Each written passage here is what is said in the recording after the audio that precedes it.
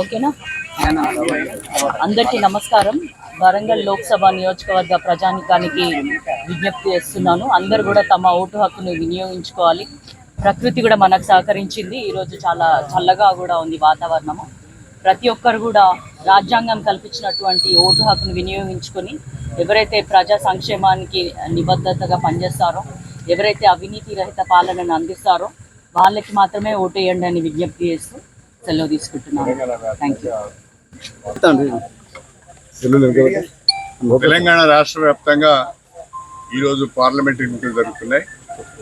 ఈ పార్లమెంట్ ఎన్నికలలో ఓటర్లందరినీ కూడా తమ ఓటు హక్కును వినియోగించుకోవాలని నేను ప్రత్యేకంగా విజ్ఞప్తి చేస్తున్నా.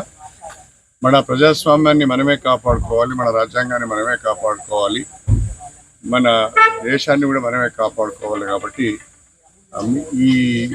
ఇవన్నీ కూడా మన ఓటు ద్వారానే సాధ్యమవుతుంది. కాబట్టి ప్రతి ఒక్కరు కూడా ఓటు హక్కును నిర్భయంగా వినియోగించుకోవాలని నేను ప్రత్యేకంగా కోరుతున్నా.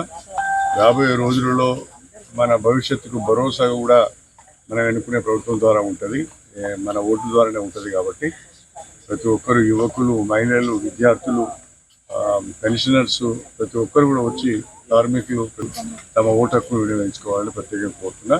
నేను ఇవాళ మా కుటుంబ మా ఓటు హక్కును వినియోగించుకోవడం జరిగింది.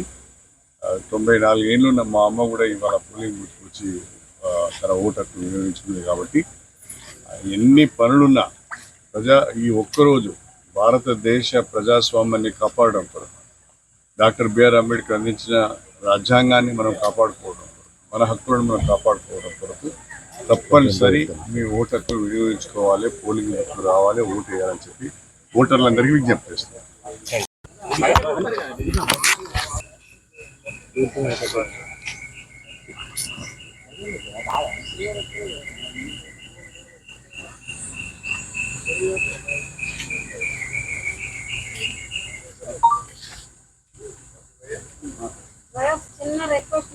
చెప్పండి. అసలైన తొలి వెలుగు. ఫాలో వాట్సాప్ @తొలి వెలుగు official.